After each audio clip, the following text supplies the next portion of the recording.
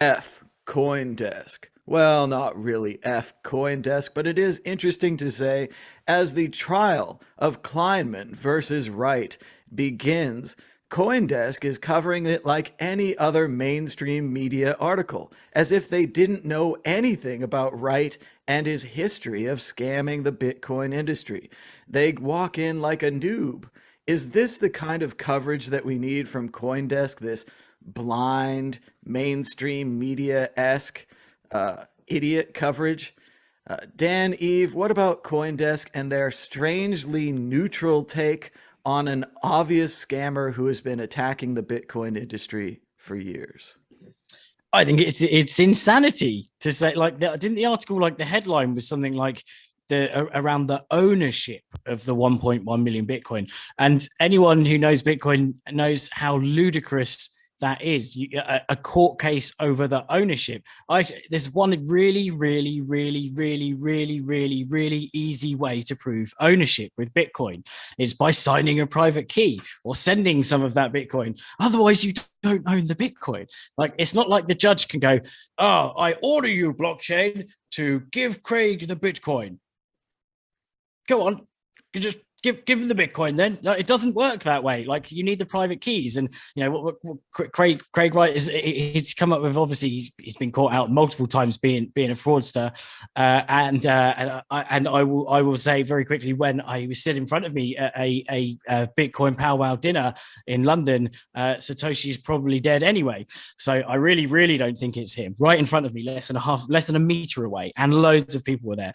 The fact is that a judge can't just make him hand over the private keys. Sorry, it can't make the Bitcoin blockchain hand over the money. Like, that's not how the Bitcoin. It's not how it works. Like, you know, if he had the private keys, which he obviously doesn't, then he can just move it himself. That's how he proves ownership. He doesn't need a judge to do that. You don't need an arbiter in that situation, because the blockchain, the mathematics, the code is the arbiter. That's the person that's the unit that decides where the Bitcoin goes. But I like how he's using. I've noticed there's a few other scammers, actually. Bitcoin scammers. You know who you are, who pretend that autism is the reason why they're scamming as well, and that's kind of a big part of what Craig Wright's doing. He's saying that, oh, it's his autism that's actually causing it. So he's coming up with any excuse he can not to just use his private keys to prove who he is. They had the Back to the Future thing, where he was "You're a great Scott, Smarty. I'm waiting for someone to deliver a thing," and he stood there in his raincoat, and no one that delivered his private keys at the beginning of the year, or was it last year? I don't know. It all just flies by now. But it's just a shame that people still give him, like, they give him air, like they give him they give him, I don't know, credibility by pretending that there is some sort of actual real fight going on, when there's really not. There's definitely no fight whatsoever.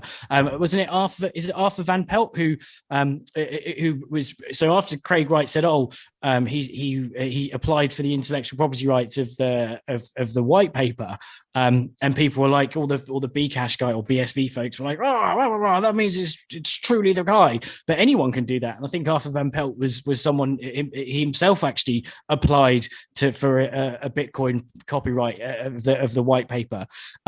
So all of these things are just ridiculous. There's theater, it's circus tricks, and annoyingly, the people, you know, you either know this or you don't. And unfortunately, people who are only just getting into Bitcoin are seeing this drama about it, and they're actually believing these headlines. And it's really, I think, quite irresponsible of CoinDesk to put an art, you know, they could have put something that's a bit more I don't know, a bit less sounding like it's actually got legitimacy to it, and it doesn't have a shred, and it's laughed at amongst the Bitcoin community, and hopefully it's all going to be over soon. I just can't hack it. Although one thing I did like was, which is quite funny, was Craig. I don't know if anyone saw it, but the Craig Wright video of him playing with a sword, and everyone was like, "Oh, Craig, this is amazing!" And he's there like waffling around with his sword in his suit. I won't miss that, but I definitely I will miss stuff like that, but I won't miss him pretending that he's Satoshi. And really, what is the lifespan of someone giving false claims, false evidence, falsifying this, falsifying that? How many times do you have to be proven wrong before you give up? So just please give up for the best of everyone, Craig. It's interesting how we talked about Squid Game and the media in a previous story here, and how the media now, the CoinDesk, which should be the pretty high level of Bitcoin media, is doing the same thing. They're like, let's give Squid Game coin a chance. You know, there's two sides to this. Sure, one side's got the tiki torches and they're chanting anti-Semitic slogans and they ran a girl over with their car, but let's listen to them too. Let's give them the benefit of the doubt. You know, they've got swastikas on their arms and they're saluting and things, but we got to give them the benefit of the doubt, you know? And I don't think Craig Wright has any more benefit of the doubt. I'm sure CoinDesk in the past has done story after story about him not proving it, not moving the keys, not signing the coin. And again, you know what Satoshi would do? He wouldn't talk.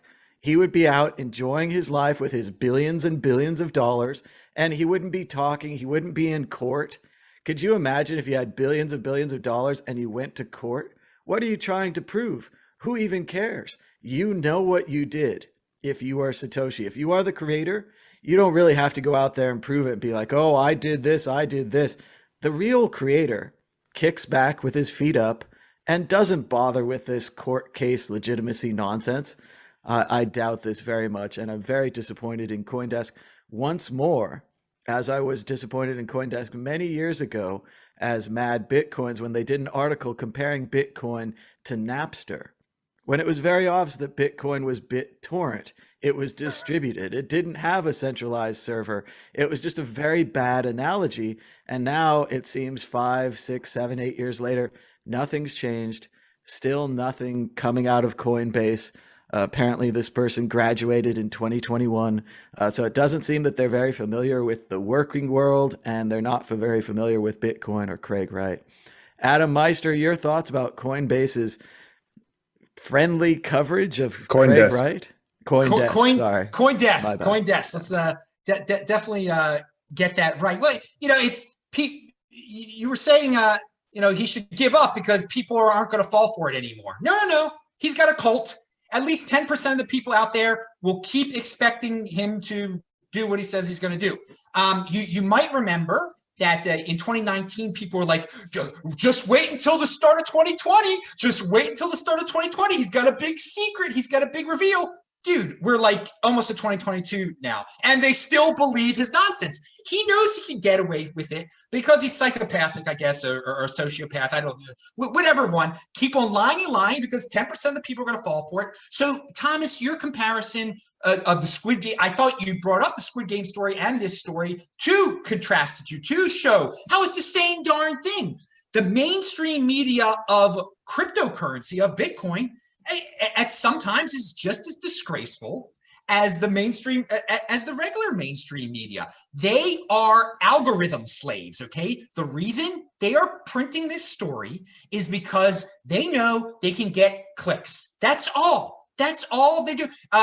And so they are slaves to the algorithm. And then the people who actually click on it and believe it, they are also algorithm slaves, okay? They just go to what is fed to them. It'll get high into the Google search and everything. It's a disgusting, vicious cycle, and they feed into it. If that's their business model, that's their freaking business model. I don't talk about this guy on my channel at all. I don't bring him up at all. He knows that people are going to keep talking about him. And so, but at the end of the day is, what is this man's end game? What is his end game?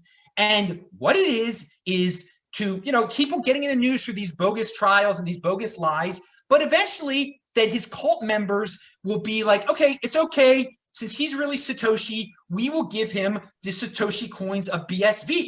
And that's millions and millions of dollars. He will eventually get in BSV, because they will say he's Satoshi. They will rig the blockchain over there because it's centralized to give him all the BSV, and so and then he can be a multimillionaire through BSV. At the same time, say that he's Satoshi because he's got Satoshi's BSV.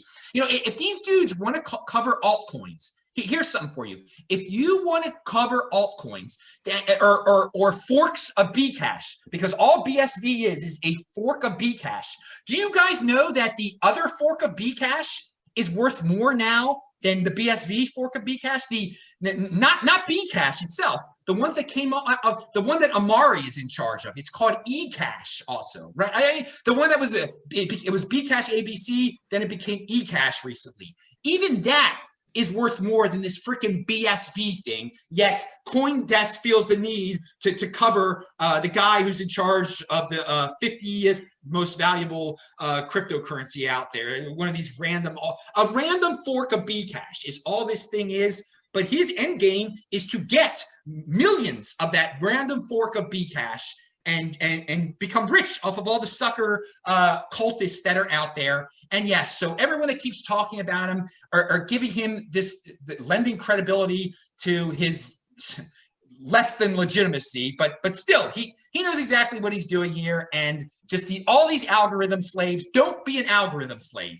That is what I've said over and over again. And this is just total algorithm slavery on the part of the mainstream crypto media that will continue to cover weird stories, like crap stories like this, because it gets them the clicks and it gets high in the Google rankings.